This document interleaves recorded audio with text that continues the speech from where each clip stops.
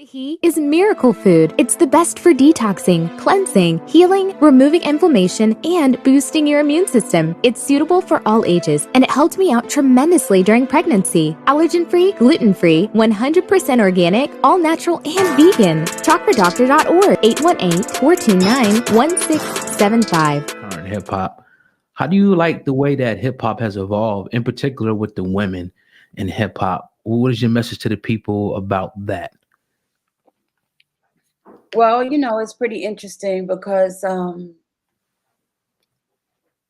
lot of different eras of thought have occurred since the beginning of hip hop. In other words, in the beginning, I think you had like Roxanne Shante, and you had like Sweet Tea, and you had all of these girls that were, rhyme battling and talking about their personal style and things like that, and I thought that was cool. And then after that you had kind of the strong women presence like Queen Latifah and Moni Love and MC Light, of course, and then after that you had like Foxy Brown and Little Kim, and it kind of switched from the strong woman to the woman that is the hustler's main chick, and she does the hustler's bidding, and she's a dime piece and yada yada. And then after that you kind of got into the more like the Cardi B's and the City Girls, and then of course you had some variation because you have Young M.A. and some of the others. So you see really so many different levels of womanhood, or what women perceive to be womanhood. And the main theme is that I think that women want to be able to do whatever they want to do and say whatever they want to say and be whoever they want to be. But the impact has been great in the sense of I don't know. I think the young people are getting very mixed, very confusing messages from the female MCs. To kind of piggyback off, to kind of piggyback off the book, Winter Santiaga herself, written as a beautiful woman coming from a hustler background, a hustler herself, and getting back into the game, coming back into life after death, or people curious to whether or not she's going to get back into the game. How does that, in fictional books, but written in reality, because a lot of people can relate to exactly what you're writing, even though the characters and the scenarios, quote unquote, may be fictional. How does that correlate, or Winter Santiaga, to today's woman? And how did it correlate 20 years ago? Well, I think in Life After Death, you'll see that Winter has some more options than just hustling, but she still definitely has that same mindset that she had in The Coldest Winter Ever. She doesn't really see anything wrong with it. She thinks that she did 15 years because she had a bad attitude, not because she did anything wrong. And she says clearly that she was innocent and she got arrested for an attitude when an attitude is not a crime. But the fact is that in America, you can get arrested for what is perceived as a bad attitude. So I think that Winter has more options, just like this young generation has more options. There's reality TV and video games and, all kinds of different economic portals for young people to go through today that they were not able to go through before. So I think that you'll see that in Life After Death.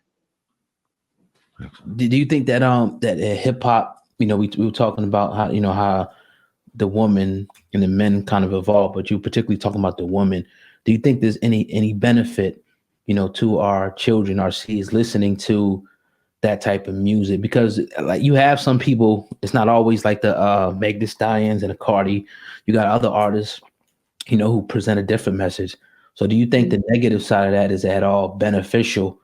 Can we find any benefit in that at all? Should we kind of just turn that whole thing off?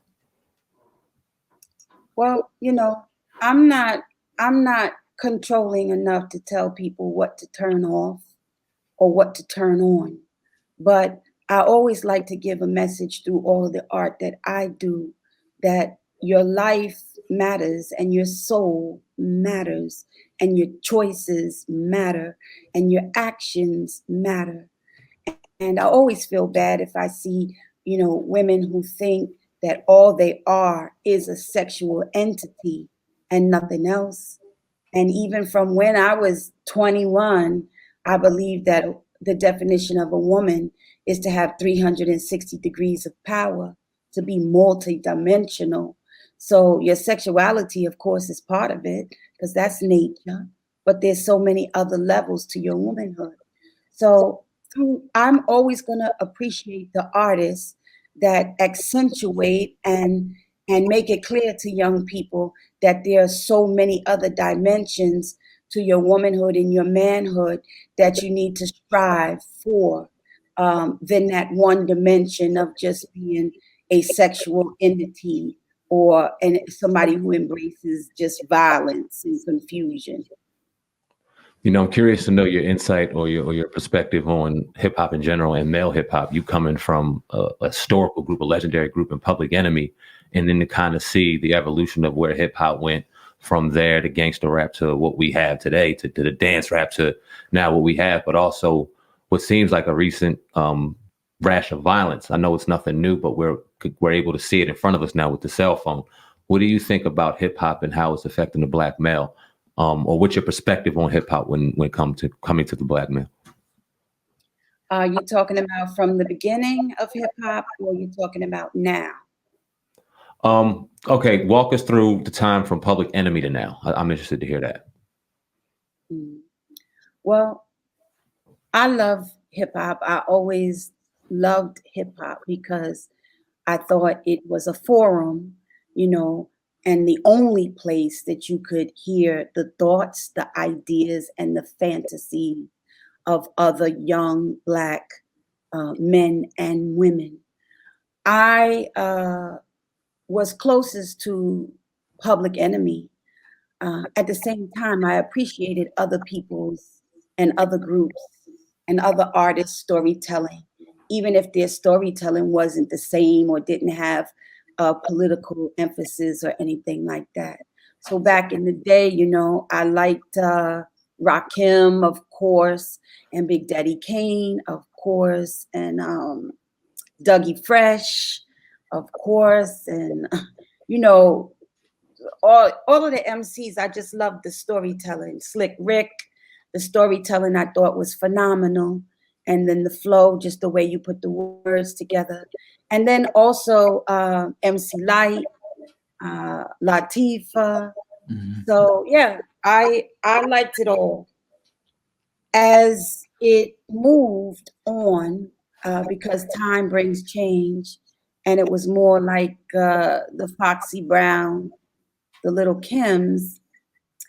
I appreciated the word, the way they maneuvered the words and delivered the words, but I didn't appreciate the meaning and the impact, of what they were saying, because I felt like it was missing so much that our community needed. But I also realized that not everybody looks at themselves as a community servant. Some people just look at themselves just strictly as artists. And a lot of people resist or get angry if you try to force them into the role model, position.